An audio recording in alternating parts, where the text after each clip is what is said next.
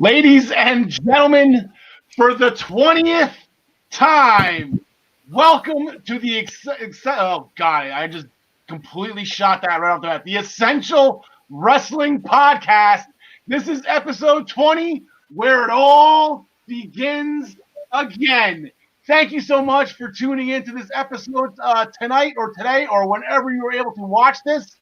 Once again, as you can see, conspicuous by his absence, again, we have John Smith back. We have John DeConnie. We'll say hi to you guys in a second. But Tyler, if you've seen the past couple episodes, Tyler had some issues. He went to the doctors. We finally figured out the mystery as to why he was going this. This is he posted this on Facebook the other day. This is a quote: "You are not a real gamer unless you can shove an entire Nintendo GameCube up your ass." And as you can see, I have replied right away. That explains everything. So, congratulations to Tyler for being a real gamer.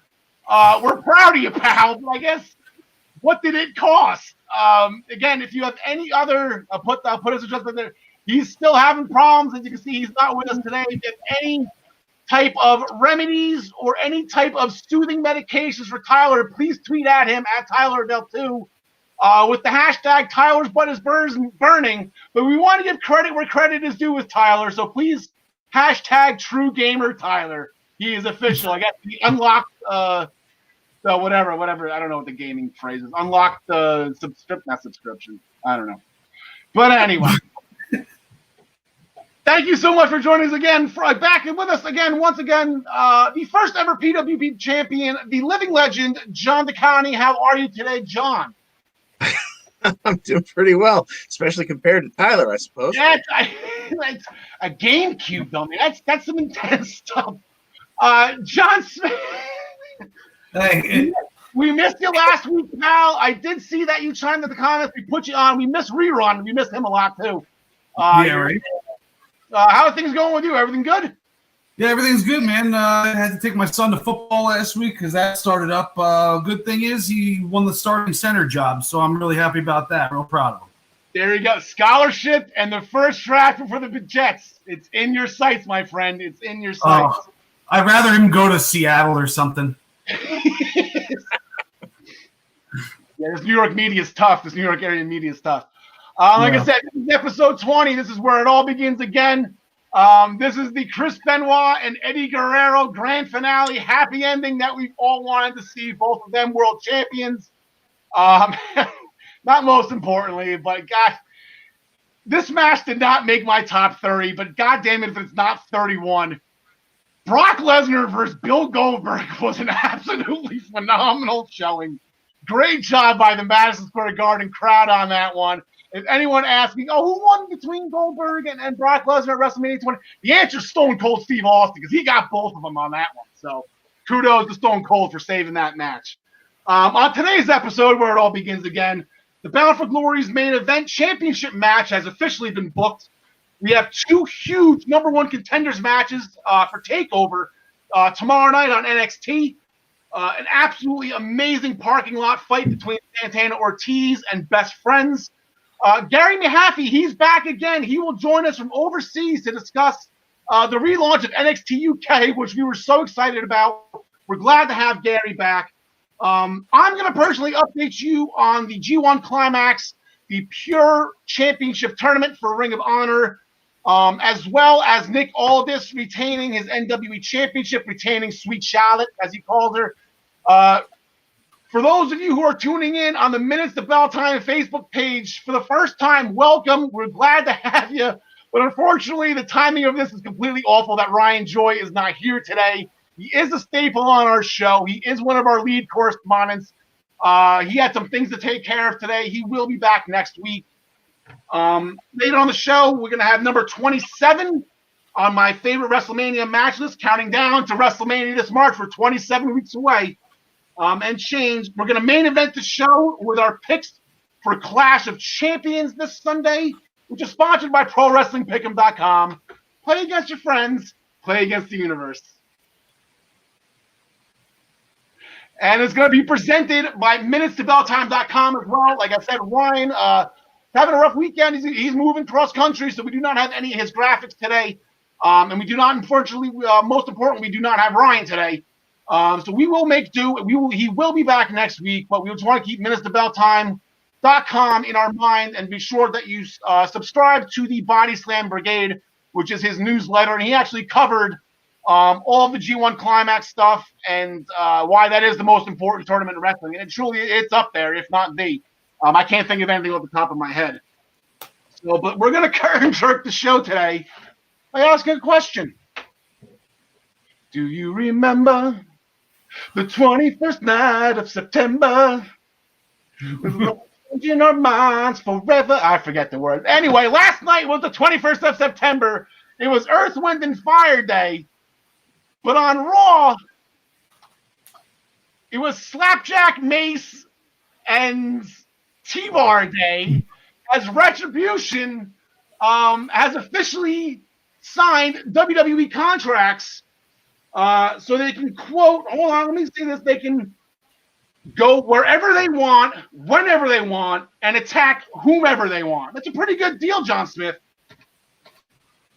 Yeah, I mean, those names are a little cheesy. I heard those names, and it was like a couple of 7th grade white kids naming their rap group. But I mean, I'm giving them a shot, see where it goes. I mean, it's kind of Shield 2.0 mixed with Dark Order a little bit. It doesn't feel original to me. You know, the camera angles are kind of like they keep shaking the camera around the same exact way every time. It's like, we know you're just moving left and right. You know, well, you're not in the middle of that. You know, but I'm giving it a shot, I guess. I mean, I'm talking negatively about it right now, but you know, I'm going into it with an open mind. All right, yeah, knee-jerk reaction. John DeConnie, as the internet leaked, I couldn't figure out who these 5 people were. Actually, I knew 2 of them, Mia Yim and Mercedes Martinez. They're pretty self-explanatory. They really didn't do too much other than making a face mask for the COVID pandemic. They just kind of bedazzled it and made little bars in front. So they're pretty cool with that. So we know those 2. I didn't recognize the other 3, but it turns out it was Bane, it's the Predator, and it's Jason Voorhees from Friday the 13th. That's pretty crazy. That's where I've seen them before. These poor bastards. I hope they don't have to wrestle in these masks for very long, because, you know, a lucha mask is one thing. It's form-fitting. It doesn't move. Every time these guys threw a punch, they had to readjust their mask again. I felt sorry for them within 30 seconds. Yeah, well, in all seriousness, from what the internet says, I guess I couldn't tell. It apparently is Dominic Dijakovic, Dio Madden, who I only know from a cup of coffee on Raw being an announcer for a hot second. I've never seen him wrestle. I don't think he's wrestling in NXT unless I blinked and missed it. And the other one is Shane Thorne, which I am so ecstatic about that he's doing something again. So they came out in the very beginning. They screwed up the Then Now Forever and the whole camera and whatnot, and screwing with the production truck. And here they come. They said they got contracts. They said their piece. Here comes the Hurt Business again. And it actually ends up being, to fast forward to the main event, John Smith, we got 3-on-3 at the end. And I guess 2 questions here. One, the match, and I guess your first thoughts of them in the ring. John DeConnie said the masks were moving. But the second question, and this is what I want to ask, is the Hurt Business the best thing going right now, or what? Like, they're awesome. Yeah, I mean, I've been saying it for weeks now. I love the Hurt Business, and the fact that they can play both sides of the fence. They can go after Retribution, and then they can also go after Apollo Crews. I love it. It's, it gives more of a realism to it. The match itself, it was good. It was a good showcase of what Retribution could do a little bit, but it of course got the double DQ or whatever happened at the end when everybody interfered. So it wasn't a big deal how it ended, but then they had to have Randy Orton, RKO, Drew McIntyre somewhere. So yeah, Drew McIntyre was injured at the hands of Randy Orton. We'll get into that whole situation in the main event of our show. We make our Clash picks. You don't see too many qualifications with a guy who's not legally in the match is on the outside and throwing a punch and getting caught by a referee. I guess that's why they always make sure the referee's back to turns and that there's always an underhanded tactic. Yeah, it's the referee sees it. That's a disqualification. I believe it was T-Bar. T-Bar. I believe it was T-Bar that threw the punch that got them disqualified, and then Drew McIntyre came out with the entire locker room, John County, including, might I add, Humberto Carrillo, who finally is stepping up right now. Yes. Umberto had himself a busy evening. He did. Actually working a match and being part of the rescue squad at the end of the night. But yeah, so and just in case you forgot that Randy Orton is a scumbag, in the middle of, Team Raw versus Team Retribution, he goes after the world champ. Yeah, it's not even, he could care less. Okay. The only thing he wants is that title. And like I said, we'll get into more of that later in the show. We'll make our picks for Clash of Champions. Also on Raw last night, that was not Clash related. Seth Rollins digging up some dirt on the Mysterios. Decided to, it just finally dawned on him that Dominic Mysterio is about 1.5 to 2 feet taller than his father. Decided to do paternity tests. Obviously Dominic's not Ray's father. We all know that, right? And it's Eddie. Then again, see where's the line here? Because he would probably tower over both Eddie and Vicky anyway. So I don't know where this. Somebody actually put up a meme on Facebook. It could be Walter's kid. He actually looks kind of like Walter. This kid's onto something. But also he brought up, he said maybe it wasn't about Dominic, it was about Aaliyah. And then Ray said the one thing you can't tell a teenager is that they're young and naive, and she just took it the wrong way and bolted. John DeConnie, I believe you had some kind of audio clip I heard during pre-production. I believe you were sneaking it on. Do you still have it?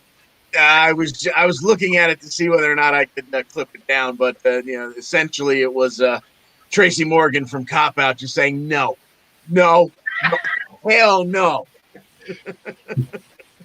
I don't want any more of this. Please, God, no. Yeah, just when we thought that cage match, just when we thought we were out of the woods, Seth decides he wants to do a paternity test. And it's kind of ironic that an expecting father is doing a paternity test on another family. Buddy Murphy also then later apologized to Aaliyah when she was off on her own, not happy with being called young and naive. I remember when I was a teenager, I knew everything. So I don't understand what her problem is. But Buddy Murphy apologized to her, so to be continued with that. Shane McMahon was also on the KO show to promote his Raw Underground match, where Braun Strowman actually beat Dabba-Kato. That was a lot of fun. Raw Underground was pretty fun this week as a whole. But then Aleister Black came out and crotched Kevin Owens 3 times at the ring post. Shane actually did the count for us. Ooh, that didn't hurt again. Oh, yeah, the 3rd time's the charm. There you go. He's just doing this random commentary. I don't know if we were supposed to hear him or not. But good to Shane McMahon. So everything else on Raw, we will get to later on in the show in our Clash of Champions picks. SmackDown will do the same thing real quick. Otis is in trouble legally. He just decided to beat up The Miz for The Miz trading. It was The Miz being responsible for the trade to send Mandy Rose over to Raw, which did not make Otis happy. He attacked The Miz. Now Miz has a lawsuit against him, where Otis has until this upcoming Friday to decide whether or not to drop the money in the briefcase to avoid going to court. And Otis didn't look too thrilled about that. And I know Tucky was trying to help him. But and then John Smith, I thought of you during this one. Big E. Big E's back. Tried to get Sheamus in the same situation he was in. He was in a parking lot and Sheamus jumped him. So now Big E was going to return the favor. Sheamus bolted because he had a match in the main event. He ended up getting the security guard that set him up that Big E beat the holy heck out of. And the promoter's like, I don't know your name, but I'm going to name you Larry. And I was waiting for it. Like, you didn't say it, but I'm like, this is what happens, Larry. A stranger in the bleep. When you find a stranger in the Alps when you watch it on TV. Oh, so you find a stranger in the Alps. Yeah. That's the edited version of The Big Lebowski. So they had a great chance at The Big Lebowski right there. Wasn't able to turn it on. Everything else on SmackDown is Clash related. We will get into all the championship matches later. So we're just going to go right to AEW and this parking lot fight. Santana Ortiz and the best friends. Holy crap, John DeConnie, Uncle Dave, even without Kenny Omega, and it gave it 5 stars. Seems unthinkable. But yeah, I mean, this had everything you wanted. Guys getting power bombed onto roofs, power bombed onto windshields, slammed underneath hoods. Random fella jumping out of a trunk and helping out. You know, I mean, what more could you ask for? Orange Cassidy just appeared out of nowhere. That's pretty crazy. Yeah, tons of violence. I don't know what they call that bomb that Trent did at the end, where he was on the metal part of the cargo of the truck bed, and he jumped with that sit down power bomb reverse package thing, power bomb or something, whatever that Trent does through plywood. John Smith, and that's how Trent got the fall on Ortiz. Yeah, I was a big fan of the match. I mean, I don't think it was 5 stars. I think Uncle Dave has a crush on Trent's mom, maybe. But, you know, it was cool that she flipped everybody off at the end. You know, it's a nice little. She gave the inner circle. She gave them their own salute right there at the end, driving her new minivan, by the way. Yeah. But yeah, that's again, even in that match, we're losing a lot of windshields lately in pro wrestling. You know, Big E went to one and then he put the security guard, and that's it didn't look like the ones in AEW though. Those, knowing them, those are probably like, nah, we're gonna use actual windshields. Yeah, we're AEW. We're elite. Only elite wrestlers do actual windshields. So absolutely incredible. That put a huge exclamation point on the end of their feud. Great job by both teams. Again, tag team wrestling in AEW. The word tag is the bread and the word team is the butter, and that's their thing, and they excel at it. And even the teams that are what are their rankings probably? Let's just say 4 and 6, 7, you know. That's like the middle tier of their tag team division, and then it just gets better from there. But let's just tune in to see where everything goes from there. The Old Business Bucks, who I've newly christened their name, they're not the Young Bucks anymore. They are strictly business. They super kicked the referee for no reason. Right before the Jurassic Express FTR non-title match at the beginning of Dynamite, and then threw a stack of money at Tony Khan. Now, I didn't realize Tony Khan was sits Gorilla. I don't even know if it's called Gorilla over there. But he's not suited up, John DeConnie. He doesn't suit up for these shows. Apparently he's easy breezy. He was in what, like pink board shorts or something like that. He's just chilling like a villain backstage. Yeah, that shocked me. Like I know it's Jacksonville. I know they're outdoors. I know it's hot and hazy and humid, and Florida weather is unpredictable. As our friend Mr. Ryan Joy will soon find out. But then the match went on anyway. John Smith, FTR remained undefeated. They beat the Jurassic Express. I owe push-up from last week. You were here. You called me out on it too. Yeah, Lucha Express, Jurassic House Party. Yeah, no, that was a fun match. I almost feel like all of FTR's matches, even though they're so different, they're like the same. Just because you know that they're gonna do a lot of cool tandem stuff that you probably haven't seen in a while, or if at all. But it all leads up to them just somehow winning and keeping their undefeated streak. So I'm kind of getting over them right now. I mean, they are the champs, so they're not going to lose anytime soon. But I'd like to see something different out of them right now. John DeConnie, as I have in my notes, and I confused myself by reading this. It was a reverse roll-up assisted by Dash, so that Dax could ping Jungle Boy. Yeah, he grabbed his arm from the outside. First he helped roll him over, and then grabbed him by the forearm to help him have the leverage to not let Jungle Boy kick out. So I get that. That was our little sprinkling of newness, I guess, for the FTR match. That instead of the stuck pile driver, they won by heel tactics. So still a good match, but yes, it's.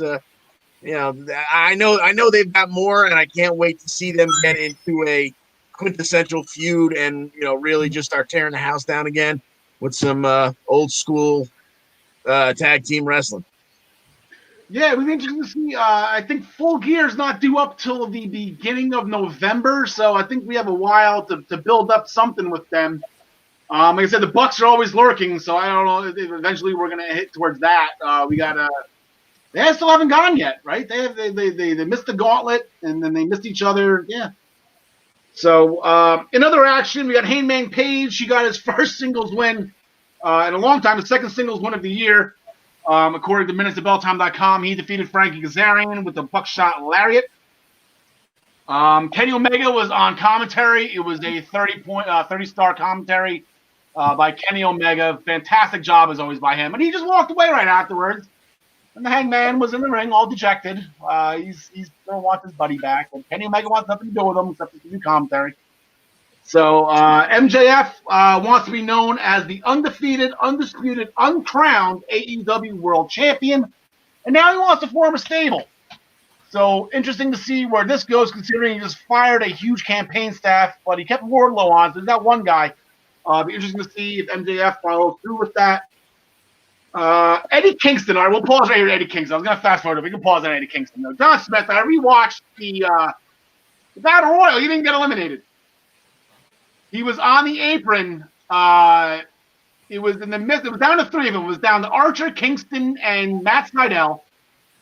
Sydal hit Kingston with some form of a DDT, so Kingston rolled towards the camera side under the ropes and then stood up on the apron to get near the turnbuckle where that whole thing happened.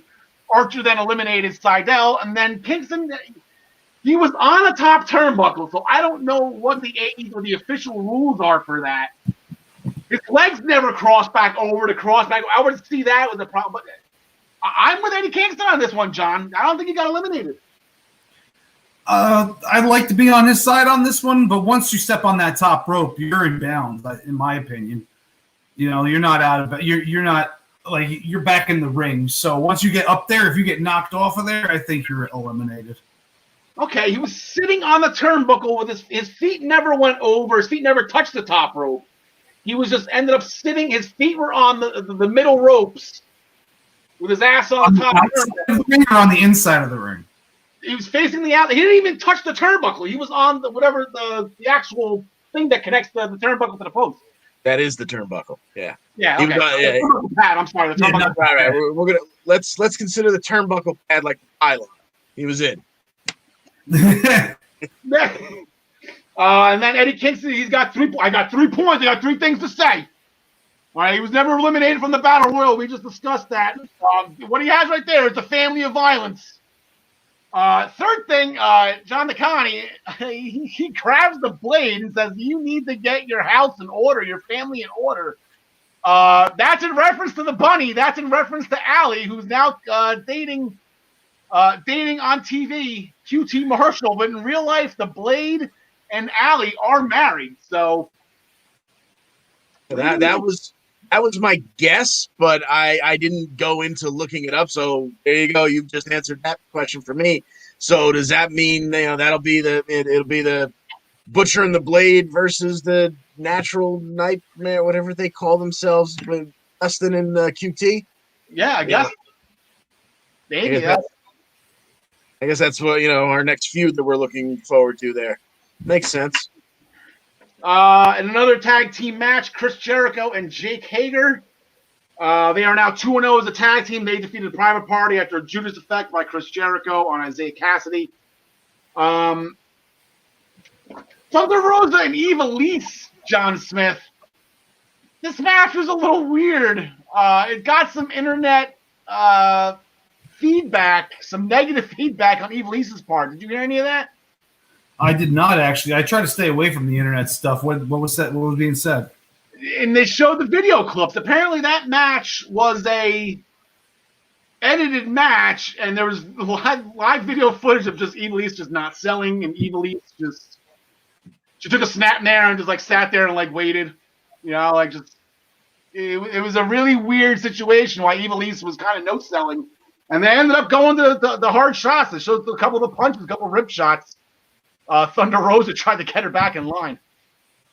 So, but why not? If it worked once, I guess let's do it again, boys, because we have a tag team match. We're going to get Hikaru Shida involved as well, along with Diamante. So you got the AEW Women's Champion and the NWA Women's Champion going against the winners of the Women's Tag Team Tournament, the Deadly Draw, that's what it's called. Ivelisse and Diamante. So after everything, there's going to go right back to it, John Smith. Who do you got in this one? I don't know. I think I'm going to go with Ivelisse and Diamante. For real, no particular reason. I mean, I think the champions can stand to lose a match, and this is the way to not have them lose the belts. So I like them to lose this one. Yeah. All right, John DeConnie. Sorry, I failed to mention Thunder Rosa got the win over Ivelisse at the end of whatever that was they called the match here. And with a tombstone. Right. Yeah, that's right, with a tombstone. Yeah. So I guess give me the champs just because. I'm as much as I do like Diamante and Ivelisse together as a team. I don't know exactly what this is leading up to and how much longer Thunder Rosa will be around. I don't know if Billy Corgan wants her taking another pinfall, not working his TV shows. So give me the champs just because I think that's a safe bet. I don't know. Yeah, I'll go with you on that one too. So the feud right now it's not with Shida and Ivelisse and Diamante. Shida's going to be having problems with Nyla Rose at some point. Like I said, Thunder Rosa, she's actually got a championship match tonight on NWA Primetime. I'll get to that in a little bit. But yeah, well, give me the champs on that one. Yeah, we'll go Thunder Rosa with the pinfall. You got to. She's gonna act out. She's got to get pinned again. Right? So give me Thunder Rosa pinning Ivelisse. We have a TNT Championship match. John Smith, it's not Cody. Still, you're still good. Brody Lee, you got. Brody Lee's defending against Orange Cassidy. So this is really interesting, John Smith. We kind of said this. What's up next with Orange Cassidy? Apparently, he climbed out of a trunk on last Wednesday into a championship match this Wednesday. Yeah, good for him, but he's going to get his A kicked. A double hockey sticks, or whatever you want to say. Oh, no, that's HE double hockey sticks. How do you say it? A double snake. Yeah, I guess. I don't know. We could just edit that out later if you want. No. So, yeah, no, I got Brody Lee win this one convincingly. I mean, they'll give it a full match though. It's not going to be a squash. They've built Orange Cassidy up with this Jericho stuff, so they're going to keep him at like main event level of status, in my opinion. Yeah, I'm calling underhanded tactics here by the Dark Order, including them jumping Orange. I think this is where Orange Cassidy and the Best Friends are going next. I think they're going to start feuding with the Dark Order, John McConney. Yeah, that makes sense. Obviously, if it's for points, I'd just say give me Brody Lee, no questions asked. But yeah, I think maybe we don't even get an ending here. Maybe we get some kind of schmaz, some kind of brawl, because like you just finished saying, you built Cassidy up. All right, so now he's going after that mid-card belt. Yeah, you don't want him completely destroyed right out of the bat, right after getting off of all that hard work between him and Jericho. So I think maybe not even maybe a no contest here. All right, now as Ryan Joy, I don't remember the last time we had a no contest in AEW, if there has ever been one. So that'd be interesting to find out and see if that happens. And then they announced that Lance Archer will be getting his AEW championship match against Jon Moxley on their year anniversary episode, which I believe is October 14th, about 2 weeks from today, from tomorrow, I believe, right? 2 weeks from tomorrow. But I guess to promote that match, to get things going for that match, both Jon Moxley and Lance Archer were allowed to pick 2 tag team partners for a 6-man tag tomorrow night. Lance Archer, he went right to Team Taz. And he selected Brian Cage and Ricky Starks, strictly business here. And then if Archer, the other end of the deal here is that if Lance Archer wins the world title, that Brian Cage will get the first championship match. So I don't know if that kind of just sealed it for Moxley right there. But then Jon Moxley, of course, we know Darby Allin is a good friend of his. He wasn't there, but he told him to suit up. Will Hobbs, freshly signed Will Hobbs, is now an all-elite contracted wrestler. He's going to be joining John Moxley as well. So, John the Connie, we'll leave with you on this one. Who you got? This is a tough one. Because I don't see, even though as we've discussed previously, I would think that this would be the time for Archer to take it, but I'm not sure that I believe it's going to happen. So maybe you get the heels winning tonight somehow, only to have Mox retain on the 14th. Yeah, John Smith, who you got? Yeah, I got the heels winning. I got Darby Allin taking the fall on this one, and once Cage got involved with this, with Archer and the whole deal with Taz, it kind of just ruined the whole Archer versus Moxley thing for me, because I can't imagine that happening. Cage versus Archer. No, it would be awesome. They might some even get action. Yeah, it is. They might even get into it tomorrow night, dude. Who's to say that they just Team Taz just straight up bounces and leaves Lance Archer out to dry?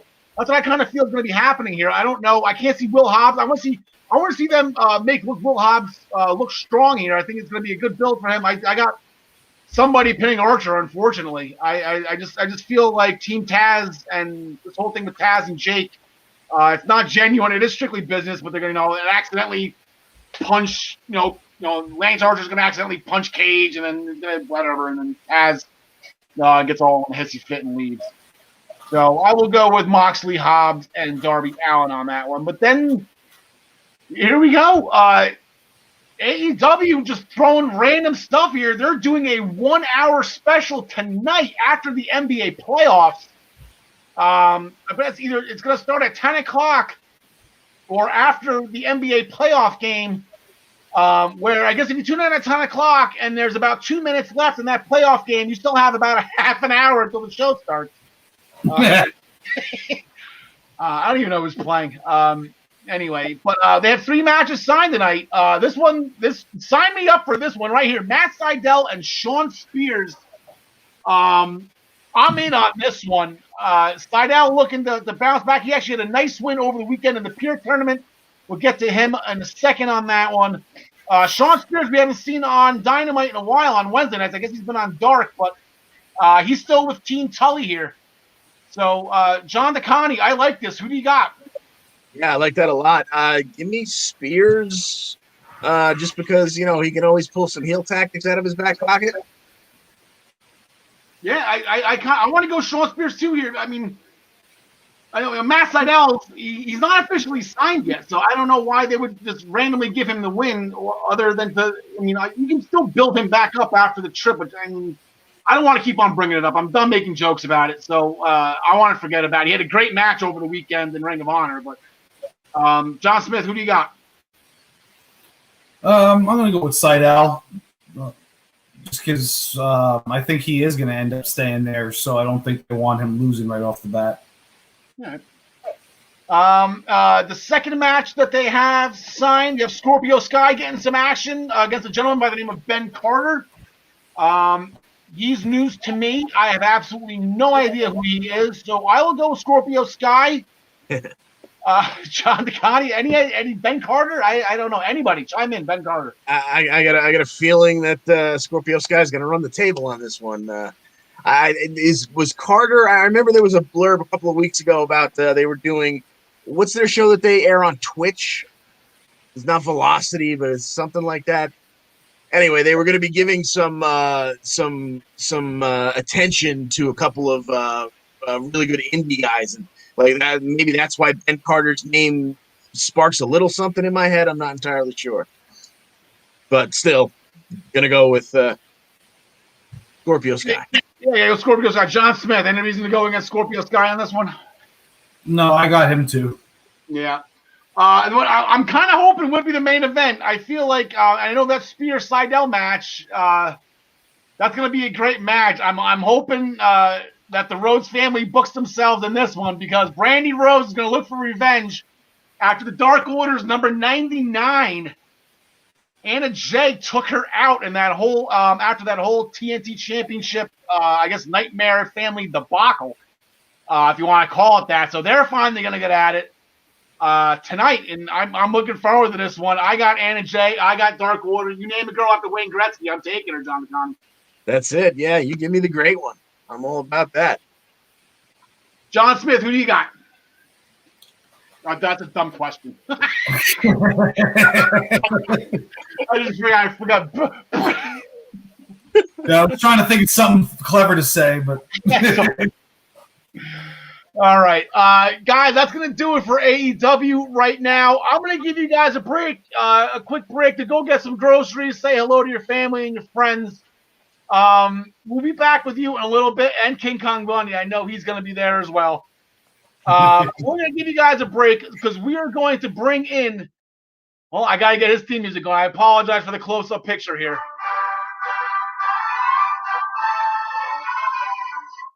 Gary Hefty is back. There you go, buddy. It's good to be back. Good to be back. There we go. Oh, that's Ryan. Hold on. No, that's Nope. Tyler. There we are. What we're looking for. Gary, how's top of the morning to you, pal? How's everything going? We're top of the evening. Not too bad. It's been a long couple of days, but it's all the better for seeing you and all the better for seeing some NXT UK back on our screens. So I was just so happy on Thursday. I know it's Thursday afternoon our time. It's 3:00 in the afternoon. It was a great hour of television. And Gary, we got to start it off with probably the biggest takeaway that I had from it. Noam Dar's hair was absolutely majestic. Oh my God. It needs some serious attention. I was surprised. I'd seen the video clips before they came out and thought, yeah, he'll have it cut for being on TV. And then he came out and I was like, oh no, he doesn't. It's still long. Oh well, you know. I know, Gary. I'm not sure you know it. I'm a big hockey guy. Hockey is my career. Hockey's my life. That is a great head of hair to be coming out of a helmet. Very Carl Hagelin-esque right there. Only it's brown, dark brown and not blonde. But wow, was it good to see him? And it was a very smart move on the NXT UK's part. You start with him and then you main event with him, and you got all your viewers back, right, Gary? Or was it Dragon? Or was that Dragon? Yeah, and it was a great match, I have to say, because I'm always going to go the opposite. This will be my invite gone because Noam Dar never has really done it for me. And they had the match, and I went, okay, I take it back. The two of them had a really, really great match. It was a really good idea to start the first show back with them. Two people who everybody would know, and they had a really, really good match. Obviously, Dragunov taking it in the end, but it was a really, really good match to have. Oh, it was absolutely great. It started off, Dragunov was doing a promo. Noam Dar pretty much just came out and just told him to shut up, and then they just got into it. Sid Scala had nothing else to do other than the match. But during the match, like I said, Ilya Dragunov won with Torpedo Moscow after a failed distraction attempt from Alexander Wolf. Nothing than a backfiring. It just didn't work. Noam Dar got took the tail end of it and got the loss. But then here comes our champ, and you can tell right away. He's like, Walter's not screwing around. Ilya Dragunov is 100% on Walter's radar. Yeah, I mean, and I really can't wait to see it. I mean, I've said before, I'm an absolutely huge Walter fan. I think he's absolutely brilliant. I've seen him live. I've seen him wrestle once live, and he's just like, he's a beast. Sure, yeah. But the two of them, I think their style are really, I mean, Dragunov, I think, there's a few of the NXT UK guys have been beefing up or bulking up a wee bit since they've been off.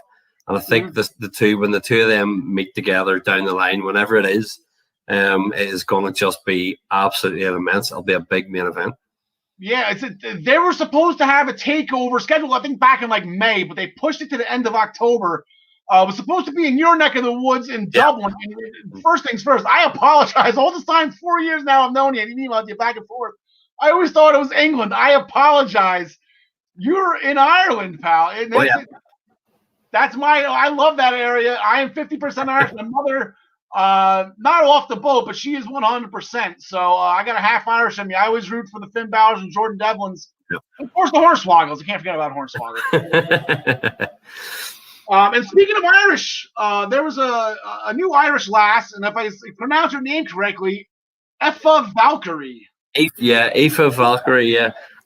I mean, I tell you what, she comes out of a phenomenal training school in Dublin. I'll give a big shout out to Fight Factory Pro Wrestling. They have a superb training school. And she came through there and saying her match against Isla Dawn, I've seen them both wrestle live on a few shows here in Belfast over the years. And they can show a lot more than they did. But what they had was a really nice wee rematch from earlier on in the year. Mm-hmm. And Aoife, I honestly get the feeling she's young. She's incredibly athletic. She's got so much more to show. I really feel that they're going to be right behind her. She's going to get a real big push there. Yeah, like I said, if this, I can't imagine them leaving that studio, but if this somehow can make it over to Dublin, she might be a star, maybe in line for a title shot if that happens. Yeah, she really would be. I mean, because she's been involved in some stuff with like OTT and stuff, and has been building up and just getting to this. And if they can get a UK takeover in Dublin, and they have put a little bit of steam behind her, the reaction that she gets when she would come out, if there were fans there, honestly, it would surprise so many people. She is absolutely just brilliant. Yeah, she defeated Isla Dawn. She's doing a scissor kick off the top rope as her finisher. Both of them looked great. Even going back, both Dragunov and Noam Dar looked ripped. All these athletes, they took their time in quarantine and in self-isolation extremely seriously. Everybody looked great, including the NXT UK Tag Team Champions, Gallus. It was the Insecurity Power Slam combination by Gallus that put away Kenny Williams and Amir Jordan. And then post-match, you got everybody out there. Everybody made their presence known, including Bartel and Eichner on the screen. Yeah. I mean, I thought when I saw them come out at first, there was part of me was like, oh, no, this is a bit cheesy. We're bringing them all out. But on the other hand, we haven't had TV for 5-6 months, and they have to get everybody out there to go, look, these guys are all here, and we're going to build around them. And you've got, I mean, obviously, like one of the tag teams, for instance, being Mark Andrews and Flash Morgan Webster. I mean, Flash is obviously in the Heritage Cup, but you just have these coming out to show that they're all there. And actually, I liked seeing Bartel and Eichner on the screen because it made it look like, do you know what? They might be across the water, but we're coming for you. We're coming back. And I was like, okay, this is hotting up. This is good. Yeah, it's going to be a lot of fun because I want to say they're done in NXT now, but they lost that match last week. A phenomenal match, by the way. Yeah. Against Breezango. But they might as well, if you can get him back over there, because Walter's going to need some help. Imperium, they got to stick together. So we have they didn't have any announcements in regards to the Heritage Cup. Other than Pete Dunne's going to be there to do the draw, which surprised me because exactly what I was going to bring up. There it is. Pete Dunne, he's going to be the special guest when they draw the brackets. I mean, we both have it figured that he would end up being the eighth man. But if he's going to be there to do the draw, I don't think he will be. It's still me. I told you, it's still me. It's still me. It's still me. Nobody believes me, but it's me.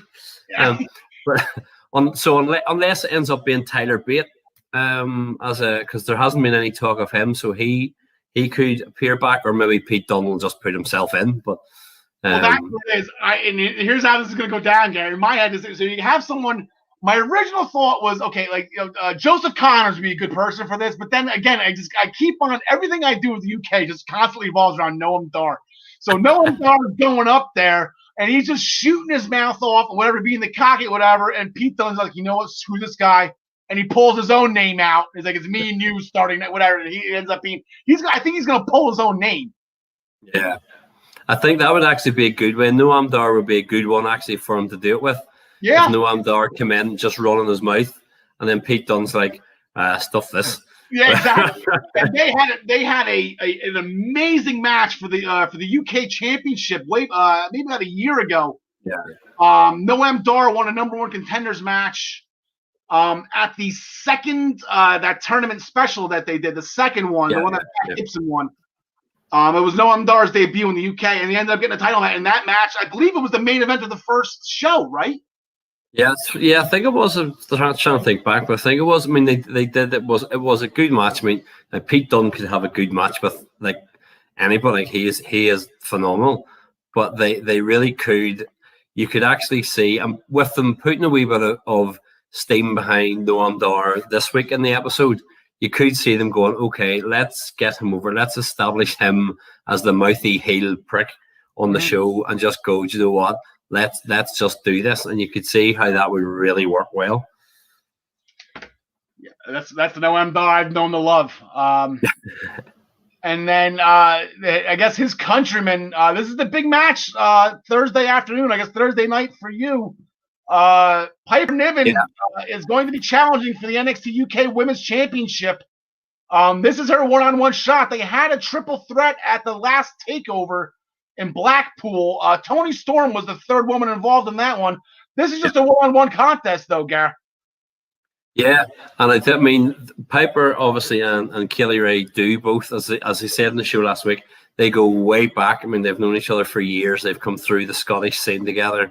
They've been at ICW and stuff. They've known each other a long time, and they know each other well, and will have a good match. And I'm really interested in it because there's part of me would go, yeah, they're gonna put the belt on Piper Niven and give her a run with it. On the other hand, though, you kind of go, oh, will they do something in the first week to have maybe Kelly screw her and maybe she ends up with Gallus and they try and make that stable a bit bigger, if you know what I mean? Then you could go, okay, Gallus have all the belts and they've got the tag and they've got the women's title, so we're here to take over. And then you could almost have not that Imperium are a face unit, but you could almost have Imperium going, no, we're the daddies, and Gallus going, no, we've got everything, and then building it from there. So there's some really cool possibilities. Yeah, that'd be really awesome. I'll go. I'm gonna go with Piper. I said you hit on it a little bit. I just think we got a new show, and Kylie Ray's actually been making some jokes on Twitter. She's the longest reigning women's champion. Record, is whatever. She's shooting her own record off. But 8 months of it was because she wasn't competing. So I think she's just having some fun while it still lasts. And I think a title change would be good.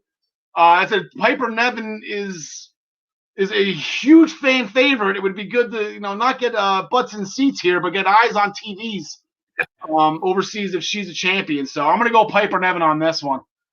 Yeah, I'm with you. Gary, thanks again for coming back on, pal. No it was problem.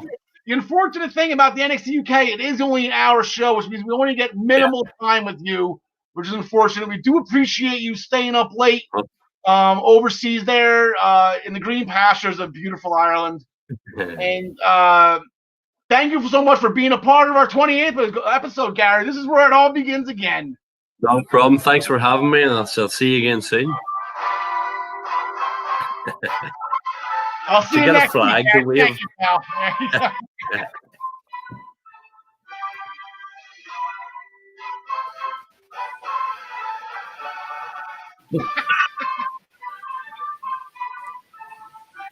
There you go, boys. How do you like the NXT UK report? I'll tell you what, Gary knows his stuff.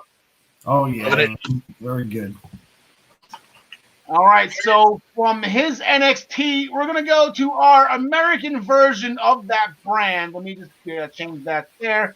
We got to get this back here. There it is. Boom. All righty.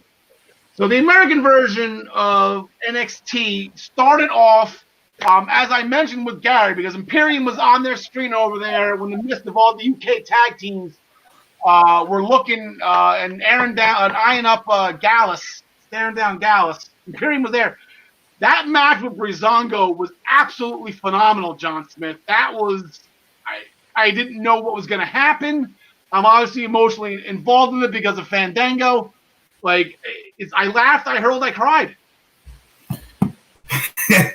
Yeah, I mean, you can't go wrong when you put these two teams in the ring. It's like Buddy Murphy and Aleister Black situation, I really enjoy what Breezango's doing as champs. Just give me more of it.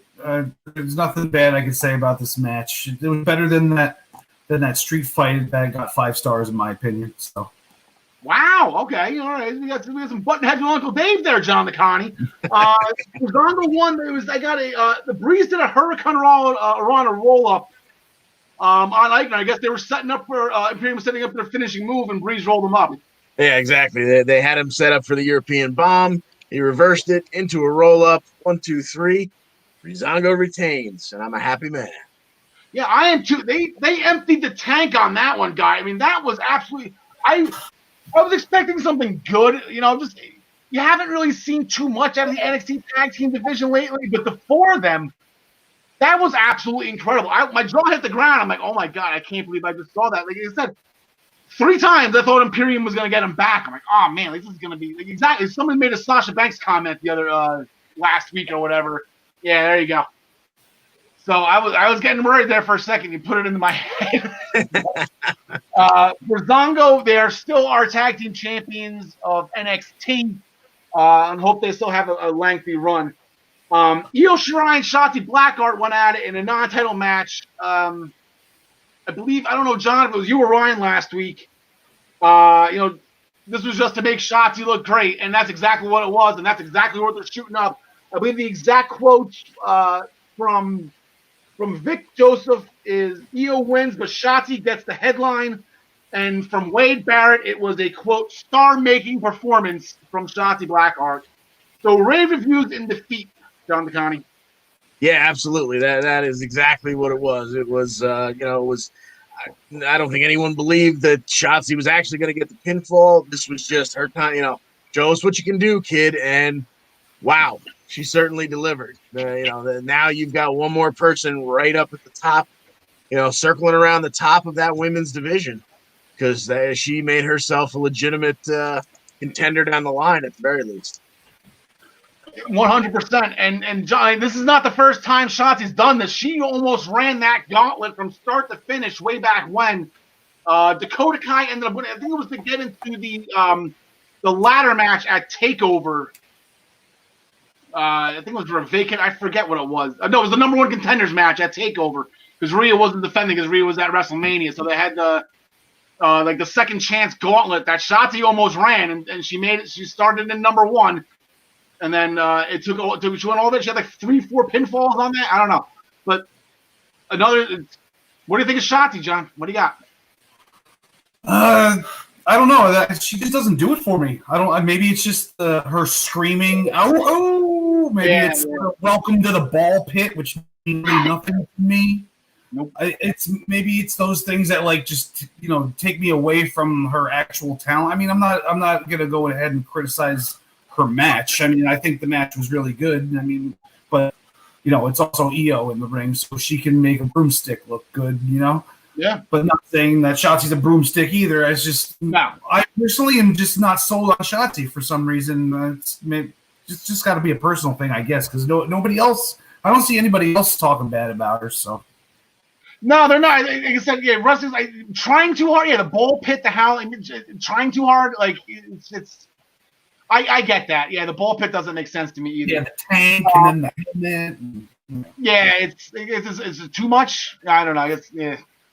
But we do actually have. They did announce last week. We went up there. There's a couple days, maybe like Thursday, that NXT they're doing another takeover on Sunday, October 4th, which is not this upcoming Sunday. It is the next one. So they need to put the card together really quick. And apparently on the takeoff to takeover in the women's division, we are going to have an 11-woman battle royal where the winner will challenge Io Shirai at TakeOver on October 4th. We'll give everybody a chance to look at this graphic to know the competitors. John Smith, I'll leave it up for you. Who do you got? Just at first glance of these ladies, I got Candice LeRae. Okay. Yeah, I mean, I don't know why. Like, they're not. I don't think they're gonna have Rhea win it. Go Rhea versus Io. I don't think they're gonna do that. So yeah, I got Candice winning it. All right, John DeConnie, who do you got? Yeah, I've been saying for a while. I saw Candice getting the next shot and maybe even eventually taking the title. So I guess this would be a good spot to make her the number 1 contender. So I agree with Smith. Give me Candice. Okay. I had this narrowed down with the most ridiculous pick possible, and I was actually so confident of it because if you look at the graphic again, I was just doing a process of elimination here. Is it Zion Lee, Cadence Carter, Casey Zare? They're all no. Indy Hartwell out of left field, no. Dakota already had her shot. Shotzi we just saw. I had Tegan and Candace. I have them canceling each other out, to tell you the truth. I think they're eliminating each other or something. And then I had Mercedes Martinez. She's gonna be pissed she lost the cage match. She's gonna eliminate Ripley, which by process of elimination, she was going to help her Robert Stone partner. I had Aaliyah in this match up until last night when Mercedes Martinez showed up on Raw as a member of Retribution. So now I honestly really have no reason to pick against Rhea Ripley. I think this is, I don't know if she's going to win the title or not. That's to be discussed. To see what happens tomorrow night. And I'll say with the following Wednesday too. But I had this. I can't wait to go onto the show and predict Aaliyah and then be right. And I'm going to be obnoxious about it. And then last night just completely crushed my dream of that. So I have no other choice right now other than Rhea Ripley. It can still be Aaliyah. I actually like that. You know what? I'm going with Aaliyah if you're not. Okay, if the one person that could help her win is not in NXT anymore. How do you know that? I don't know how she does it. They haven't exposed her as part of Retribution, like her specific name.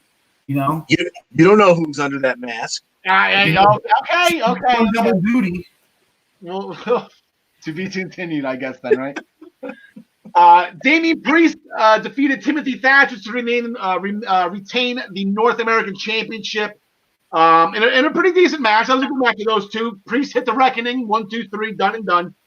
Tommaso Ciampa defeated Desmond Troy with the Willow's Bell. But then here comes Jake Atlas again.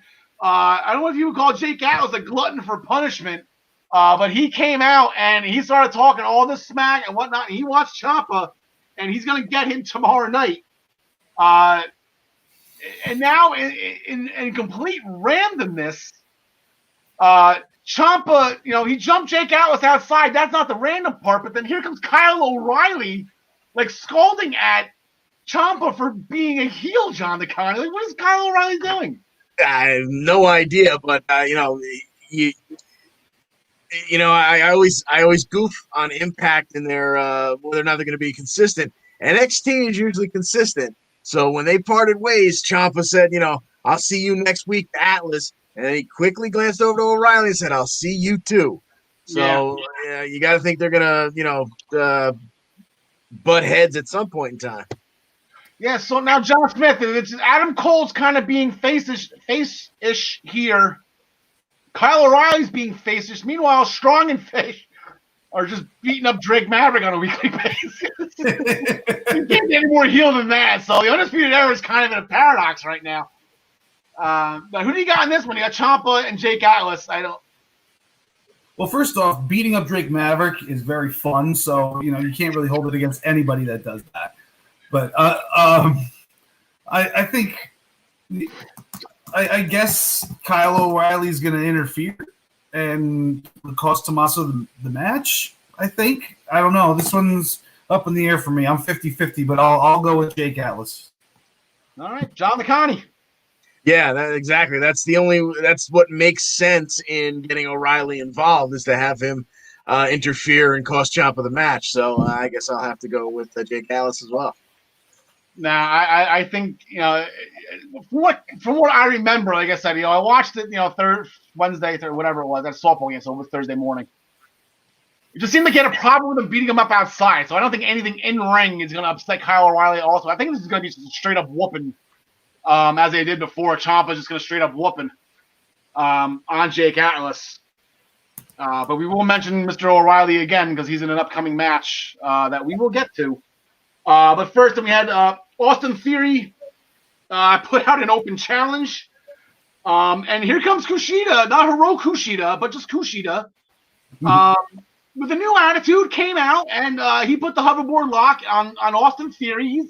Kushida's getting some steam here, and I'm kind of like it that they're finally doing something with him. Austin Theory, I guess, is still being punished for whatever he did. In a women's tag team match, Casey Catanzaro, I Spy a Jersey Girl. Her and Kaden Carter are becoming a phenomenal tag team. They defeated Xia Li and Jessie Camilla. They put a crucifix bomb into a roll-up combo on Xia Li, and then Levine. They did show sportsmanship after the match. Camilla reciprocated. Xia Li, I guess they had a temper tantrum, ran away. But I'm telling you right now, boldest prediction of 2020. You want to see some crazy stuff? Here's some crazy stuff. The team that's going to beat Nia Jax and Shayna Baszler is going to be Casey Catanzaro and Kaden Carter, and they're going to bring the WWE Women's Tag Team Championships to Wednesday night. Boldest prediction of 2020 right there. And then, as actually for mentioning, I said Jake Maverick and Killian Dane. There was a 2-on-1 in the beginning against the Undisputed Era's Roderick Strong and Bobby Fish. Killian Dane eventually came out. They poked the bear. Killian Dane got angry. Dane punching Maverick at the post-match was, quote, the most predictable thing about that match by Wade Barrett, which it was. If they're going to be, he's got to punch him once a week, and then I think that's John Smith. Jake Maverick getting punched is funny. Yeah. So, with TakeOver looming next weekend, Commissioner Regal announced the Eliminator Gauntlet, which for those who speak Lucha Underground is called, this is Aztec Warfare. It's pretty much a Royal Rumble concept, but no over-the-top rope. It's a pinfall submission style. 2 men are going to start in the ring every 4 minutes of the competitor enter. That's the Royal Rumble part of it, but you can only win by pinfall or submission. That's the not over the top, and the winner of it gets Finn Balor. They were announcing competitors one by one all week long, and these are the 5 they came up with. Kushida was announced first, followed by Cameron Grimes, then Timothy Thatcher, Kyle O'Reilly, and Bronson Reed was announced. I believe that was yesterday or Sunday over the weekend. But there's only going to be 5 guys in this. They said that on Raw last night, and then I had to look it up just to confirm it because I feel like this could at least be 10. But one of these guys is getting the main event of a takeover against Finn Balor for the NXT Championship. John Smith, wow! Like this is big for some one of these guys. Yeah, it is. I got who the hell am I gonna take in this one? I don't even know, man. All right, we'll get back to you, John DeConnie. You know what? Give me Kushida just because, we've seen a little bit of a different attitude from him since Velveteen Dream attacked him. He's kind of, had a case of the red ass, been a little pissed off at everybody. And I think I'm sure for some people, I don't know all that much about his history, but I'm sure for some people, him versus the Prince is a dream match. So why not main event a takeover with it? All right, John Smith, you've had some time to think about it. Yeah, give me Grimy, man. You got to go with Grimy. I was trying to think of any way that he wouldn't win this, but he's going straight to the moon, baby, and he's got to get his first taste of the main event, and this is how he's going to get it. He's not going to win, but I think he's going to win this match, I think. But I won't see him putting the belt on him or anything, but I'm going with Grimy too, but I'm completely torn between Grimy, Thatcher, and Bronson Reed. I think with Tommaso Ciampa, like I'll be going to see you too. I don't think Kyle O'Reilly is going to get past that, and I think the Velveteen Dream is going to eliminate Kushida at some point. Like he's going to help get him out. So I think those two are going to with prior feuds. Maybe even Austin Theory too, because Kushida is just making a hit list here. I'll go Grimy. Why not? It's grind time. It's 2020. Why not put Grimy in the main event of a takeover? It's absolutely phenomenal. Grimy and Finn Balor. Okay, so John DeConnie, as our senior Impact correspondent. Yes. Rich Swann was named. He completely talked Scott D'Amore into being the challenger for Eric Young at Slammiversary. We got about 7 weeks, maybe 6 now. I lost track, but it's going to be Eric Young and Rich Swann at Bound for Glory in the main event. Yeah, Scotty didn't want to give him that spot. until EY came down and kind of got a little bit involved, shoved Scott D'Amore out of the way, and you know what? Sure, why not? You got 6 weeks, whatever it is, to rest up for it. Here we go. Yeah, so John Smith, there was that 8-man tag team match. It was supposed to be Ace Austin and Madman Fulton in the North versus the Motor City Machine Guns and the Rascals. The Rascals got jumped pre-match. The Good Brothers ended up stepping in for him, even though the Machine Guns never asked them. But Ace Austin got the pin on Chris Sabin. After a double team combination from the North, Ace Austin tagged himself in to get the pinfall. They're coming back, John Smith. Give Ace Austin. They're recovering from that Rascals loss pretty nicely. Yeah, they are. I guess they were just paying a little bit of dues, I guess, before they go and get those tag titles eventually off the Machine Guns. I don't know. That's the way I see it going. That's kind of the direction they're pointing, in my opinion. But then again, it is Impact, so. Yeah, well, say I called it. I don't remember it was last week. I guess in one of my burying tirades last week, I threw out there that Ace and Madman are going to be future champs, and they proved me right off the bat. They got the by hook or crook. I know the North put the move on John McConney, but Ace got the pin.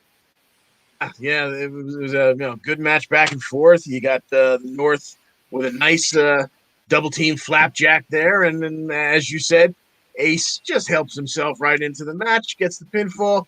Nicey nice. There you go. I saw a Jersey guy on that one. I'm going with him all the way. He's Austin. Trey Miguel and TJP. Trey Miguel won the match with a meteora. I guess the meatiest of auras. Off the top rope, he got the pinfall with it. So the X Division it's kind of like a 4-win situation now. So they had an argument backstage where Heat Raju is promising people all these matches, but then just backing away from all of them. So tonight there is going to be a triple threat. I don't have my Impact matches on here. Okay, so we're going to do a triple threat match between TJP, Trey Miguel, and Chris Bay. And the winner will actually challenge right after that Rohit Raju for the X Division Championship. So, John McConney, who do you got on that one? Meanwhile, I'm going to try to get some of these graphics up here. So I'm a little upset. I'd love to see it beat TJP. That's who I'm going to go with. But really, can you go wrong anywhere? Mixing up any of these two guys? I'd actually love to see in some way other guys get involved and, okay, we never get a number one contender, and then just throw all 4 of them in there and give us a fatal 4-way. I'm kind of hoping that that's the way it ends up going at Bound for Glory, whether Rohit Raju, I believe he was ranked number 406 of the year. You got to hope that all 4 of them. John Smith, who do you got on that one? I'll go with Trey, just because the interaction between him and Raju in the backstage. Maybe that was building towards that. Who knows? Okay, then who? As I said, this is John McConney. Like I said, I'm trying to get some more graphics up here. I have them here. I just got to put them in the studio. Yeah. So you had Trey beat TJP after Chris Bay still wants his rematch. Yeah, but he's going to fight that night too. So did you pick? Is the X Division champ? Did you pick that match too, or? No, I did not. I'm gonna say Rohit holds on to it at the end of the night. Okay. Whether it's got to do with some outside interference or whatever, and like I said, hopefully it all builds towards that fatal 4-way. So. Yeah, John Smith. So I'm sorry, you said you had TJP in the match? No, I got Trey, and I think Raju will beat Trey after that. I just get the feeling. I think Rohit Raju is going to. He's going to escape out of all this as X champ some way, shape, or form. And I think it's going to be pretty funny how he does it too. I hope to think of something creative here. I'll go with TJP. He's just been shining lately in my eyes, and not that Chris Bay and Trey Miguel haven't. But TJP is he won me over again. Like he won me over in the Cruiserweight Classic, and he just did it again. going into it. So I got Rohit Raju versus TJP with Rohit Raju. Maybe they jump TJP post match and then Raju just goes in and gets the pinfall real quick and runs. There you go. Kylie Ray and Susie actually defeated the Knockouts champion Deonna Purrazzo and Kimberly after Susie hit the Arachne followed by the Panic Switch, John DeConnie. Now, those are not Susie moves. Those are moves that belong to a one Su Yung. And Ryan Joy pointed that out last week. She's not too far behind here. Yeah, clearly. And after the match, she started twitching. You know, you could see the dark side was coming over her, but Kylie Ray came and brought some sunshine into her ear and, you know, kind of touched her on the shoulder and calmed her down. But, you know, clearly it's coming. So. Yeah, that's exactly it. Kylie Ray. She seems to be the one that kind of, I would say, snaps Su Yung out of it back into Susie, but I don't know. But they actually, John Smith, they're gonna run back the singles match. This was the outcome. See, I got my graphics back up now. Susie's gonna go against Kimberly.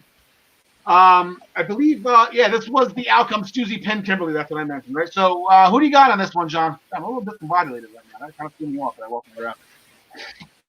Yeah, I'm gonna go with Susie. I'm just excited to see this Su Yung character that I've never been witness to before since I just started watching Impact recently. So, you know, whatever leads up to that, I'm cool with. Yeah, John DeConnie, before we get you to pick, congratulations. Apparently, Kylie Ray got engaged yesterday, so good, or Sunday or whatever it was. So good for her. Yeah, nice little picture. She was posing with her fiance, and I believe they have a puppy. So that's congratulations to her. Who do you got in the match? You know what? Give me Kimberly just to continue to push Susie over the edge. Oh, that'd be fun. I think we're gonna have to wait till Bound for Glory to see Su Yung. I think maybe if not that I'm ever gonna bet against Deonna, but if Kylie wins that title and then something's gonna snap with Su Yung, and then it's gonna lead right into that. So I mean, I'm gonna go Susie on this one. She's nothing against Kimberly. I think Susie's the better wrestler. So I mean, that's not a knock on anybody. We're saying Susie's a better wrestler. Willie Mack actually finally got the win over Brian Myers. Myers tried to cheat again, exposing its turnbuckle, but ended up backfiring. Myers ran into it and then turned into a Willie Mack stunner. So now that series at 2-1, still in favor of Brian Myers. Yep.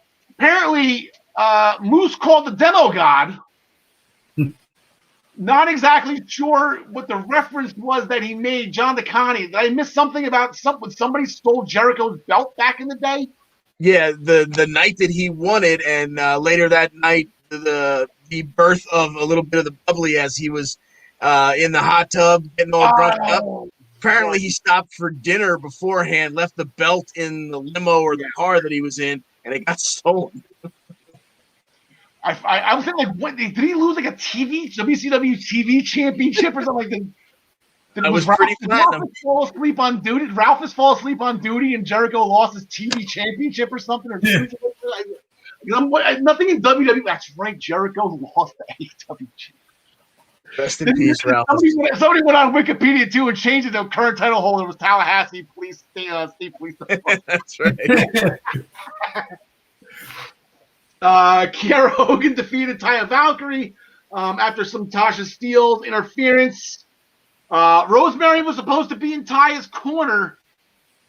She promised, but she no-showed because she, I guess, we kind of screwed up last week. The reason why that Rosemary is putting so much pressure on Bravo to do the wedding plans is because all she wants is the officiant that she has to resurrect, apparently. So this is going to be a pretty funny one. I guess she asked Havoc. I guess maybe there's some old storylines there why she asked Havoc. Yeah, you want me to lay it out for you? If you can go quick, yeah, lay it out. Okay, I don't know exactly what the storyline was that led to it, but back in March, Havoc stabbed Father James Mitchell in the chest and killed him. And since he is, some kind of supernatural power himself, he's the only one who can officiate a demon wedding. So it's Father James Mitchell that they're trying to resurrect. Okay. I don't like where this is going then. I was confused for a second, but that actually brought a smile to my face. That's the Sinister Minister, right? Yes, yep. yes. John DeConnie, your girl's up next. She interrupted Tennille Dashwood's photo shoot, told her, you got to come to work next week. And she wasn't talking about taking a photo shoot. She was talking about wrestling. And I'm excited for this one just as much as you are, as Jordan Grace and Tennille Dashwood. Get excited. They're going to be at it tonight. John DeConnie, I know it's a no-brainer, but who do you got? Yeah, exactly. How does Tennille not win this one? I hate going against my girl, Thick Mama Pump, but you kind of got to give it to Tennille Dashwood. Why am I hearing that for the first time, Justin? Yeah, I'm definitely going with Tennille on this one also. I think it's time that Jordan it's her time to start putting people over now that she had that belt for so long. I had no reason to go against Tennille Dashwood either. Very good. Touché. John DeConnie Touché. That's the living legend, ladies and gentlemen. John DeConnie, our first ever PWP champion. In fact, senior correspondent. Then Triple XL defeated the Deaners after Lario threw a knockout punch on Cousin Jake. Cousin Jake slammed AC. That was pretty impressive. I didn't think that was possible. Wraith and Rhino stole Hernandez's wad of cash, which was great. You know, he needs money for that campaigning. We have the best man. I know last week Kip Sabian announced who his best man was, and it was Miro. In an even bigger announcement, Johnny Bravo announced his best man, and it's Follow Boss. So, you know, congratulations.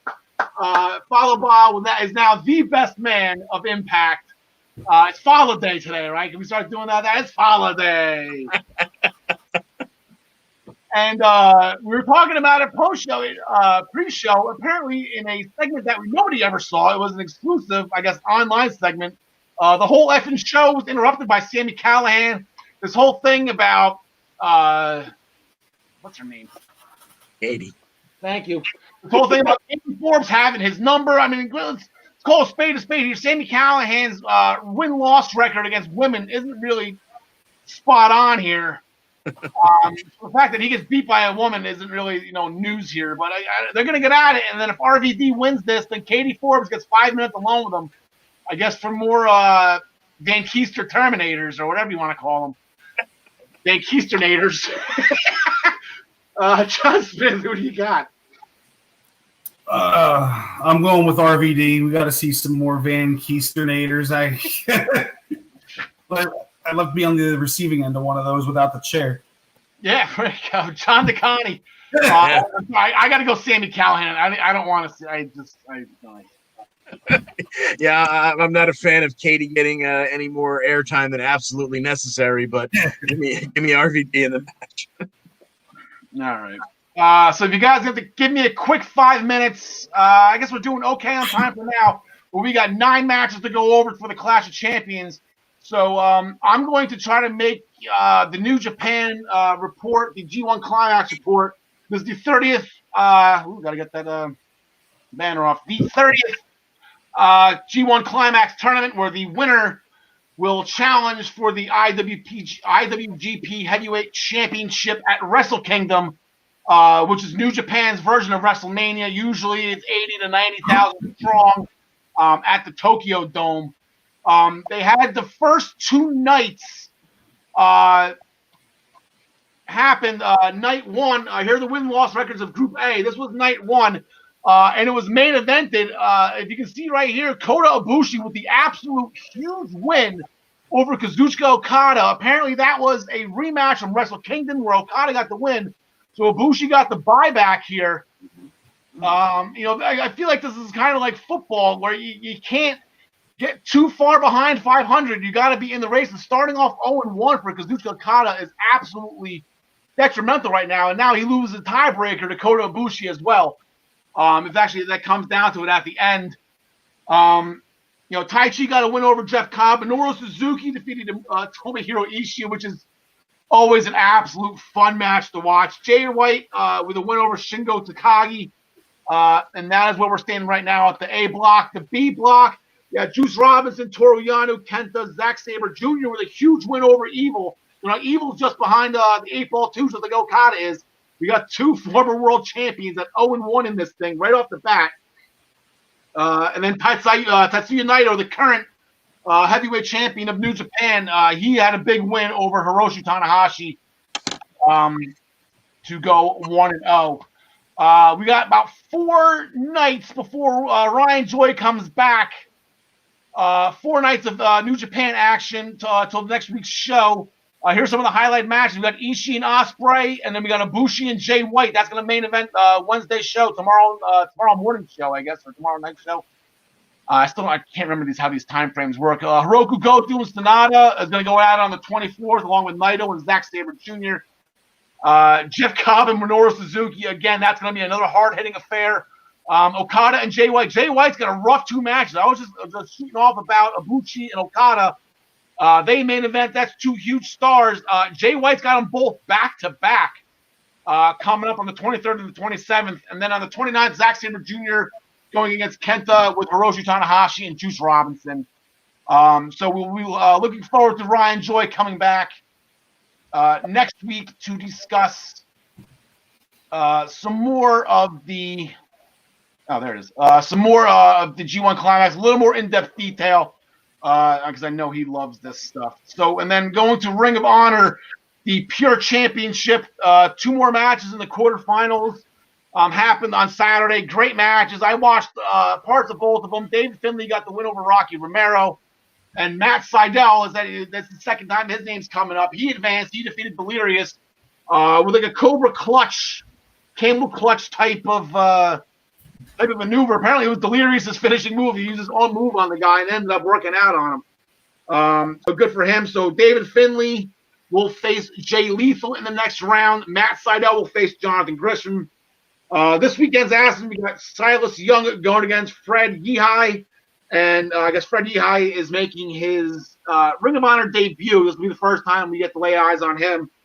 And then Josh the Goodwoods and Kenny King will round out the other first-round action for next weekend, and that will be matches 5 and 6 in the first round, with 2 more first-round matches the following weekend right after that.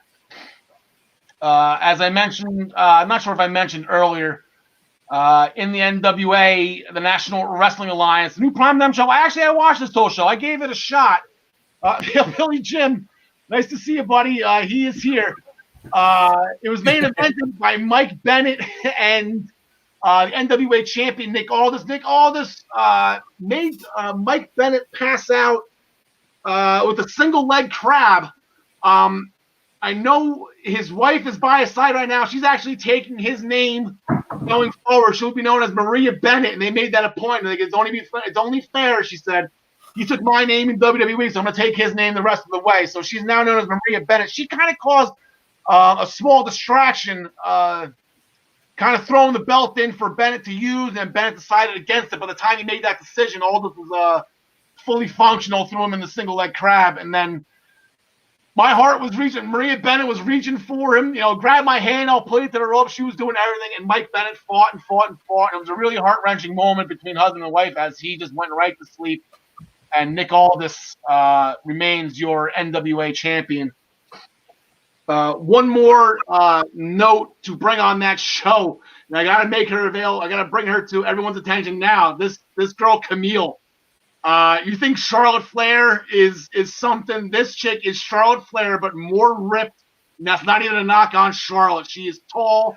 She's got the long blonde hair, and she's got a 12-pack, not just a 6-pack or an 8-pack like Tony Nese does. She is just all muscles. She had a good match with Heather Monroe. And, again, I know NWA's got that partnership right now with All Elite Wrestling. If AEW can keep her in-house, use the NWA as your minor leagues and keep Camille in-house, that would be a nice shot in the arm, along with Serena Deeb, who they just signed for their division. So that would be nice to. And then speaking of NWA with AEW, Thunder Rosa, she's got her match tomorrow night on Dynamite, but she's actually has to defend her NWA Women's Championship tonight against Priscilla Presley. So you got that match on there live, and then Eli Drake tonight, baby. Eli Drake, dummy. He's fighting a guy. He's actually fighting Eric Watts, and I did not. That's not a faux pas. I know there is another Eric Watts who used to be in pro wrestling. His father was a big time promoter, and Eric Watts was in WCW, along with the old NWA TNA days back when TNA first started. But yeah, there's another Eric Watts. He just goes by Watts. I believe Eli Drake called him Eric during the interview. That's the only reason why I know his first name was Eric. And when I pulled up this graphic, needless to say, I was surprised. So there are two Eric Watts in wrestling. And my first thing, oh my God, Eric Watts is still freaking wrestling. Like, he was old in 2002 when TNA first started, and it turns out to be a different guy. It's like the Rock and Roll Express. Yeah, but they're still going up. They're still going. There's the NWA. So. Okay, so that is our quick recap of the G1 Climax, the National Wrestling Alliance, and Ring of Honor. And now, ladies and gentlemen, we are going to get to the Clash of Champions pay-per-view. Not going to make an hour 30, unless we can do this in 5 minutes. And a lot of stuff planned after this, so we're probably not going to. Just everybody a quick heads up. Here is where everybody is at heading into the Clash of Champions. As you see, first of all, I'm the only one that's been able to make every single pick so far. Everybody else has missed some shows, so let's just chalk it up to that.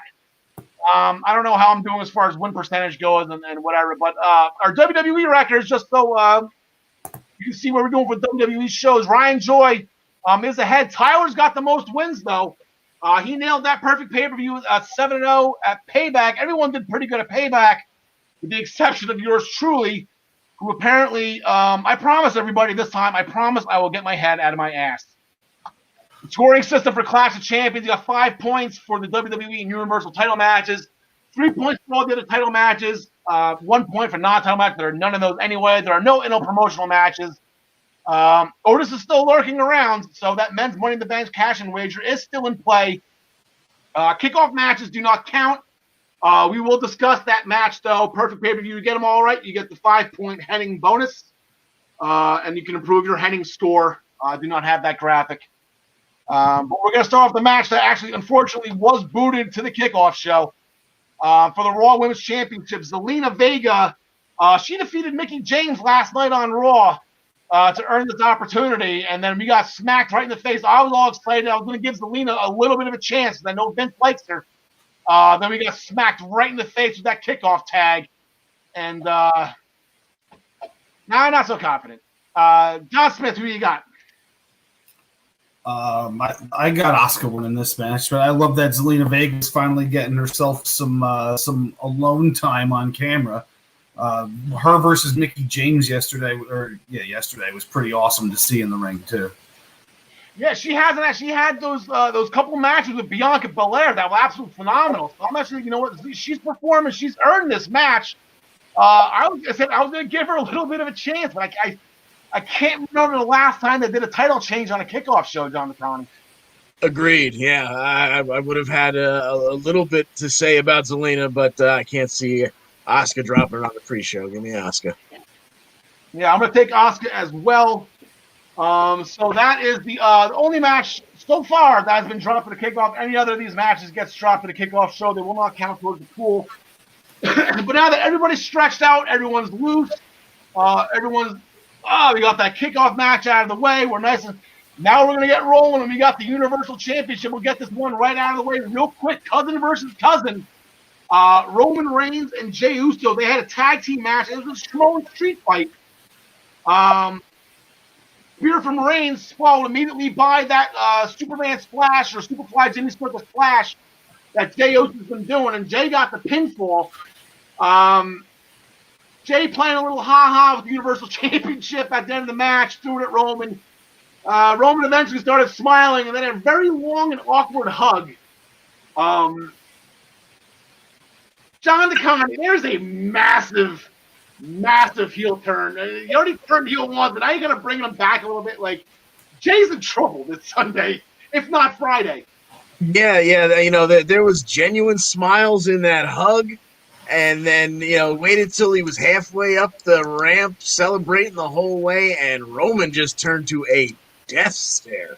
Yeah. So, yeah, I don't think there's any chance Roman's not going to retain. The question is just how ugly will it get? You know, will he go full, you know, beat up family mode? You know, who knows? But, yeah, Roman retains.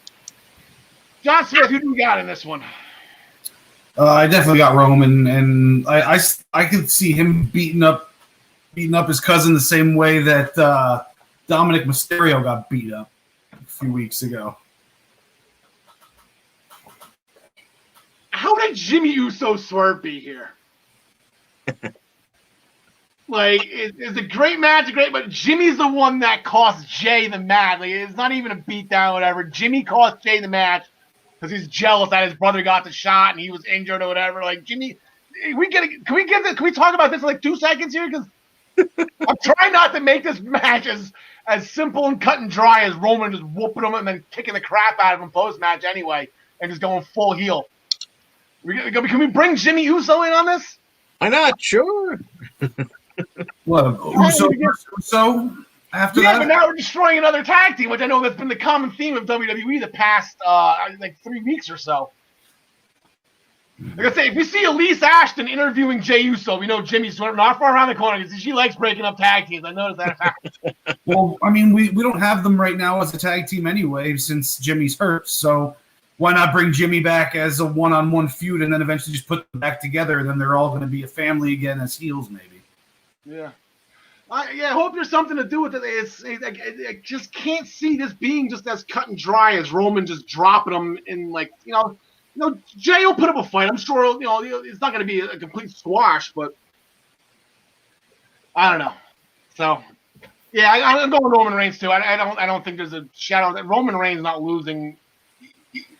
I'll say WrestleMania right now, but I even think WrestleMania isn't down. I think Roman's going to have this maybe next SummerSlam. Maybe they'll think about taking it off him.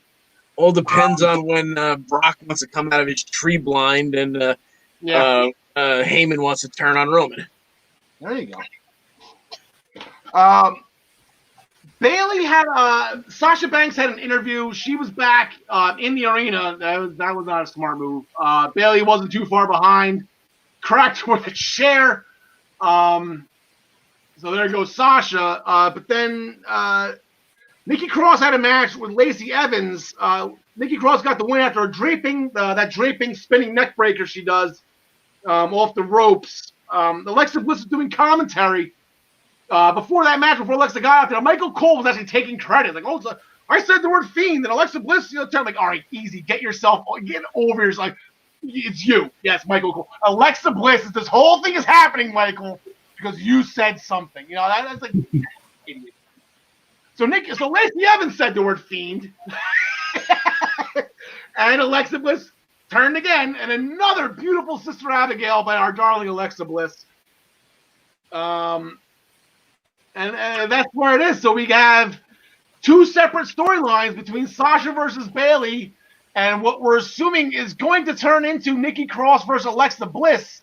Like I said, they're friends now. They had a nice little chat on a Moment of Bliss. But now we're circling. We got 2 halves of 2 feuds here going at it for the SmackDown Women's title. I guess this is just it's just I don't even know how to say it. It's stop over until the real bleep hits the fan, I guess. I don't know. John Smith, who do you got in this one? So this one's hard, man. This could go so many different ways. Does Sasha come and hurt Bayley and cost her the title? Does Alexa come down and help Nikki win and then turn on her, or maybe just turn on her and help and make her lose? All that considered, I don't see Bayley losing it yet. I don't see Nikki Cross winning it yet. So, I got Bayley. All right, I mean, I'll jump the line here. I was wrong on Nikki once. I'm not going to do it again. Like I said, Bayley and Sasha next month in the cell, in my mind, that's got to be where it's going. I do like maybe Alexa Bliss, and all of a sudden, Alexa helps Nikki win, and then Michael Cole spits out the word fiend again. Yeah. And, Alexa drops Nikki for the 3rd time or the 2nd or whatever. I don't know. John Connie, who do you got? Just because she's my girl. Give me Nikki. Whether it's Bayley coming down or, Sasha coming down to cost Bayley or Alexa coming down to help Nikki. Give me Nikki taking the title. And because I really think that they believe that Bailey and Sasha is enough of a draw that it doesn't necessarily have to be for the title, at least not right now. So they can go after each other without the title on the line, and then you can have another female storyline going on. You can twist the turn, like I said, like Nikki Cross and Bailey isn't the feud right now. Like that's the crazy thing about this match. Like yes, they feuded, yes, they don't like each other, yes, they have a history, but that's not their main problem right now. Yep. Last night on Raw, Apollo Crews defeated Cedric Alexander after a roll-up pin after Cedric Alexander and Ricochet were jaw-jacking with each other from the outside of the ring. But I guess in a promo while Apollo Crews was walking the aisle, he just happened to slip it in there that he will be challenging Bobby Lashley for MVP's United States Championship. We're going to do this again. Bobby Lashley, Apollo Crews, Don Smith, business is booming. What do you think? Yeah, I got Lashley winning this. I don't even think he's got a cheat or anything. Unless Retribution maybe comes down and causes some sort of disqualification or something. Like, I don't see that happening though. Maybe I got Bobby Lashley. Yeah, I guess Retribution. I think this is the only Hurt Business match. Shelton and Cedric don't have matches. MVP doesn't. Are they even going to show up? I don't know. When was the last time were they ever on a pay per view yet? I don't think. I think they took SummerSlam off. They seem to take Sundays off. So. And the seventh day they rest. All right, that's right. They have a contract now. Well, now they're on the contract. Now they have to be there, right? They're on the contract. Yeah. And, you know, it's funny. Somebody pointed out how the WWE, in a time of need, all right, they release wrestlers during a pandemic. When the wrestlers needed them in a time of need, they let guys go. But they sign guys who are trying to destroy their own company. That's weird how that works out, right? And given the carte trying to get a little serious for a second, I was like, "What?" Andrade for a moment. And speaking of running matches back, Andrade and Angel Garza seem to have gotten their act together, at least for the time being. They defeated Rollins and Murphy and Dominic Mysterio and Humberto Carrillo to earn a tag team title match after Angel Garza hit a wing clipper on Buddy Murphy. So we're going to run this back again, but I'm like, let me tell you, when I saw they advertised that triple threat tag team match, my head almost exploded. So you had two teams that can't stand each other, and then a third team where you can't trust Humberto Carrillo to help out with anything. He's proved over the past couple of weeks he's flat out useless as a friend. So that's the whole thing. But Andrade, without the help of Zelina Garza, she wasn't at ringside. She's doing her own thing right now. So these two are trying to get it together on their own. Are they finally going to get this done, John Smith? I'm going to say no, so that way they win this time. Because every time I pick them, they lose. So I'm going with the Street Profits, I guess. I don't see why they would give it to them now if they without Zelina. Zelina was like the whole thing. Yeah. I don't know. Yeah, I got the Profits winning. John DeConnie. Yeah, likewise. Andrade and Garza are eventually going to turn on each other, but if you were going to give them the titles, why would you do it now that Zelina's walked away from them? So, be the Profits retaining. I'm going to keep going to the well on this one. This has to be Andrade. Okay, so you take Zelina out of the equation. I know she was the glue. She was supposed to be the reason why, but there's no more tag teams. Like I said, that match made my head hurt. I'm like, they're not a tag team. They're not a tag team, and they hate each other. So, I think if the Viking Raiders, maybe if they didn't get hurt, they wouldn't be in this spot right now. But yeah, I'm going to be wrong again. Sure, like I said, you guys, it's you bet against the Street Profits. They've been champs for forever now. Champs of a one-team division. But if they're going to put them back together for this, why not? Screw it. Give me Andrade and Angel Garza. They've been champs for so long. I was at the show where they won them. Hey, Barclays Center, yeah. Yeah. Defeated Grand Metalik after a neutralizer. Both Kalisto and Lindsay Dorado were ejected for trying to help Grand Metalik. The Lucha House Party is a complete shambles right now. But Speaking of tag teams, the Shambles going for tag team championships. There's a Lucha House Party. They're going to challenge Shinsuke Nakamura and Cesaro. It's the same conversation again. You got champs that are a well-oiled machine, a well-oiled team, and then they're fighting a team that just they're not attacking you. They hate each other. So here we go again. Same conversation, different brand. John the Kanye, I'll let you go first on this one. Give me the champs retaining here because I really think we're going to eventually get a, Vince doesn't care about the tag division, so let's put the tag belts back together. And why not do that with Cesaro and Shin and the Street Profits? All right. John Smith, who do you got? Pretty much the same sentiments, exactly. Yeah. Yeah, I'm with you on that. Cesaro and Shinsuke Nakamura, there's absolutely no reason. Something's going to happen. If Kalisto's not in this match and ends up being Lindsay and Grand Metalik the ones that are representing Lucha House Party, Kalisto's going to do something. He's going to jump him after the match, too, if they lose. There you go. There's your answer.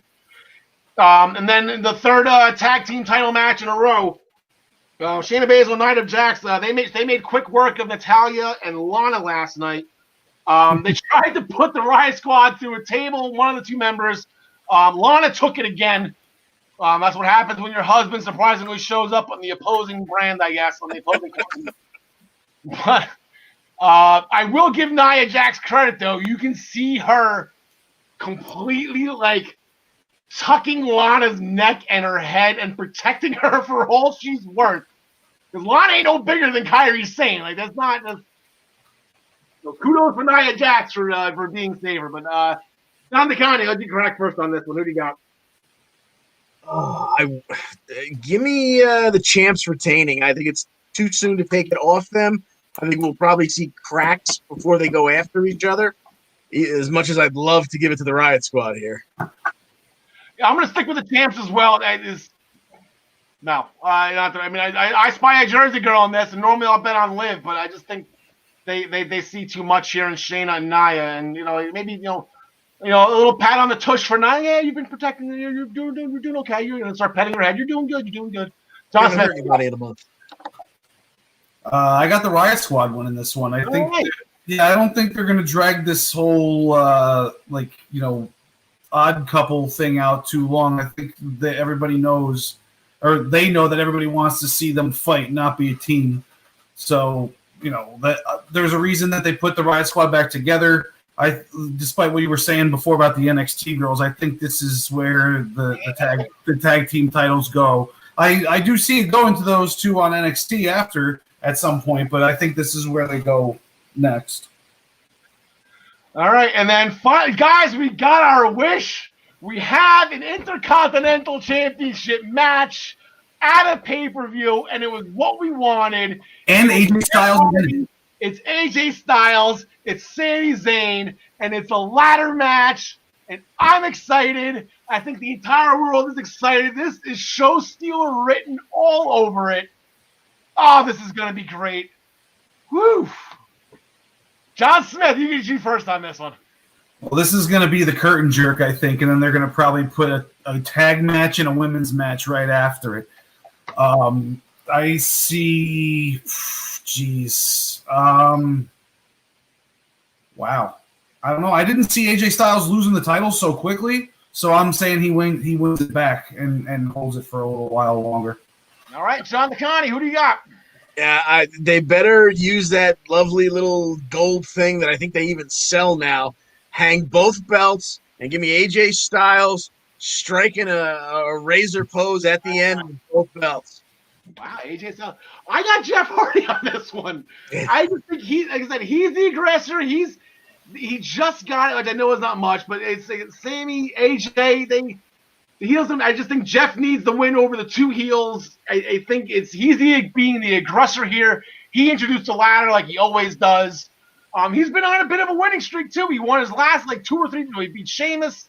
Now he won his feud with AJ in the one-on-one. So now you bring Sammy into play. I think Jeff's going to keep rolling here. Keep rolling with Jeff Hardy. No reason not to. And then what would possibly be, or that should be the main event, to tell you the truth, and that should be for the Universal Championship, but I digress. For the WWE Championship, Randy Orton is medically cleared 2 weeks in a row now, Drew McIntyre and Keith Lee was interrupted, whereas Keith Lee won the match. He would take Randy Orton's place if Randy was not medically cleared, but Randy showed up. He's fine. And thank God, because I was really confused because they had that graphic made with Keith Lee on it already. I'm like, I had an idea where they could have went with it, but they're not going to go. They were just going to stick to the originally scheduled program of Drew McIntyre and Randy Orton. John DeConnie. Oh, let me find our nameplates here. We got to find it. Nope, there. John DeConnie, who do you got? This one is so tough. I hate to say this, but I think I got to go with Randy. All right, it's an ambulance match as well. As in Randy did the promo for the ambulance. They both rode ambulances. Drew has a broken jaw. Randy, I don't think they disclosed his injury. He might have a jaw problem too after the 3 claymores he took. John Smith, who do you got? I'm so on the fence about this one. I'm gonna go with Drew because he didn't beat Randy convincingly at SummerSlam, so I think this is gonna be more of like a convincing victory. And then Randy still didn't take a real bad pinfall from him. This one's an ambulance match, Yeah, like I said, the Cell's up next, and I'm sure they're gonna run it back in the Cell for match 3. I just think Randy's gonna be walking into that Cell as champion. I had it where I was actually a little shocked to see Randy show up last night because I thought Lee was going to win that match somehow. And then have it be McIntyre and Lee at the show, and then Randy show up and listen, I'm medically cleared, throw Drew McIntyre into the ambulance and just walk off without even throwing one punch and as the champ. That was in my head. That's where I thought they were going with it, but I guess Randy's going to show up. I'm going to give him the belt anyway. Drew doesn't have to be pinned. He's been champ for long enough. I know I'm 0 for 2 betting against Drew McIntyre. So hopefully this will be the time, especially with the Cell coming up. For those of you who like your Tyler Adele and Ryan Joy taste of picks, here who they have. I know it's a little small to read. Ryan is going with Drew McIntyre, Roman Reigns. He's got Styles as well in the ladder match. Lashley and Bayley both retaining. He's got Andrade and Angel Garza. He's with me on that one to win the Raw tag titles. And then he's got 3 title defenses at the bottom. Cesaro, Nakamura, Shayna Baszler, Nia Jax, and Asuka. Tyler sent me his picks. Apparently, Roman Reigns, Bobby Lashley, Keith Lee, the Mysterios. He is so proud of getting the perfect pay-per-view at Payback. He sent me the same exact picks. He's running it back. He said if he was right the first time, he'll be right again. I was going with his Payback picks. Trying to go 7-0 again. So that will do it for the Clash of Champions, man. Hour 45, we're getting late on here, and I still got some stuff to take care of. First things first, with the Eastern Observer coming up, we are proud to announce, before it goes on social media, that Joey Jarzenka, let me get this set up here. There we go. Joey Jarzenka will be welcoming Chicago Blackhawks ringside reporter for NBC Sports Chicago, an on-air contributor for the NHL Network, Nick Gismondi, his show on October 5th, and that is a Monday. That's at 8 p.m. right here on the Eastern Observer, on the Blackjack Media Networks, all of the ways you can watch us. You can watch Joey Jarzenka and the Primetime Rundown interview series, as well as his normal show on Fridays at 6 p.m. Again, the Primetime Rundown, sponsored by StreamYard, airs Fridays at 6 p.m. As you can see on the I-95 Sports Networks, on YouTube, on the Eastern Observer, on Facebook. Like I said, all the outlets that you can watch us, you can watch them. So tune in to Joey for his Monday interview, and then his show with Ian and I forget, it's not like direct. I can't remember his name. His other partner, his new partner on the Primetime Rundown. But it's a great show. They've been at it for a while. I was watching a little bit last Friday. I tell you what, they asked me to come on that show once, and I was kind of listening to the episode before just to try to see what they talk about. Like, the Cleveland Indians starting pitching staff. I'm like, wow, all right, that's way beyond my jurisdiction. Unless it's Rick Vaughn and Ed Harris, I know nothing about the Cleveland Indians. So, please make sure that you subscribe to the Body Slam Brigade at minutestobelltime.com. That is our friend Ryan Joy. Again, he couldn't be with us today. Thank you so much for those that are watching on the Minutes to Bell Time Facebook page. We'd love to have you. Thank you for joining us. We hope to see you next week when Ryan is back on. He had a quick move down south, cross country, so that's understandable. I moved down the street and it took me 3 days. I can't imagine what it's moving between different states. And next week, we become I don't want to say of drinking age. Next week is episode 21 for us. Where are we? There we go. Episode 21. We're going Hollywood next week, boys. Next week, episode 21 will be a Tuesday at 6 p.m. Eastern Standard Time. Thank you very much for watching us tonight. We would love to have you back again next week as well. And now it's that wonderful time of the night. My WrestleMania's favorite match. We are 27 weeks away from WrestleMania. Let me get my logo up there. 27 weeks from WrestleMania. We're doing our top 30 countdown from 30 weeks to WrestleMania. We're down to 27. I thought we've had some stellar matches so far. And I tell you what, the thing is, this match really can only be defined in one word. Iconic! Oh my God. WWE Women's Tag Team Championship match. The Iconics shocked the world and sent Sasha Banks home for 8 months because she was so upset that they had to lose that match. When childhood dreams come true for Peyton and Billy, it was absolutely great. And the thing that gets forgotten about that match, at the beginning when they were announcing everybody, Bret Hart actually, when Natalya came out first and then Beth to represent their team, Bret Hart, who had just been inducted for the second time as a member of the Hart Foundation with Natalya's father, Jim the Anvil Neidhart. And it was actually really cool to watch Natalya and Beth walk the aisle at WrestleMania together wearing the pink and black to the Hart Foundation music, well, Bless You music that ended up being the Click Hart Foundation. But and they actually did a heart attack in that match as well. Beth held her up and he hit her with the clothesline. So that's pretty cool to see. But the Iconics make number 27 on my list. And just a side note with them real quick. Peyton had the match against Asuka. I forgot to bring that up. They don't have to be a tag team now. They can't be a tag team anymore. But if Billy Kay's in her corner, being like a managerial role, I like how that's going. I think that's how those two can stay afloat and those two stay on TV. So we'll look together with that. So that'll do it for today. There's a couple things real quick because in all seriousness, we all here at the Essential Wrestling Podcast, myself, John DeConnie, John Smith, Ryan Joy, Gary Mahaffey.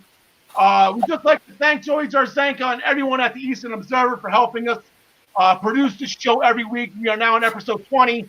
We want to thank them very much. A special thank you to the Blackjack Media Network for allowing us to broadcast this show every week and letting us all involve, talk, and rant and rave and have fun with the scripted sport that we grew up loving and we still love to this day.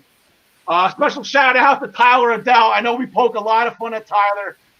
We give him a hard time even though he's not here, but special shout out to Tyler Adele, who works that hasn't been around, but he will never be forgotten because it was him. He was the one that put this together from the beginning. So it was his vision. It was his thing. He asked me to hop on, and then things came up. He can't do it. So thank you, Tyler. I know things are going a little not clear right now. In all seriousness, it's your big boy job. But you have an open invite. Whenever you get a chance to come back, you know you're always welcome. There is a square here waiting for you. I'd like to thank my Lord and Savior, Jesus Christ, for without him, nothing would be possible. Probably should have said that first, right? Maybe they're supposed to lead with that. Anyway. And yes, and finally, the EWP Universe. Thank you for watching and listening to us. We've gotten a lot of positive feedback through the course of the last 20 weeks. We appreciate every single one of you for joining us whenever you were able to get the chance to. And in celebration of our 20th episode, we have a new photo here. Thank you, Alexa Bliss. We have a new photo for the next 20 episodes. We love you. A little bit of a fiendish word. I know I'm not supposed to say that word around her or else she goes crazy, but Little bit of updated character of Alexa Bliss. Thank you, Alexa Bliss. We love you. Thank you to everybody watching at home. Thank you for 20 great episodes. Sean DeConnie. Thanks for joining us. And as always, we wish you the best in all your future endeavors. Thank you for 20 episodes, and cheers to many more.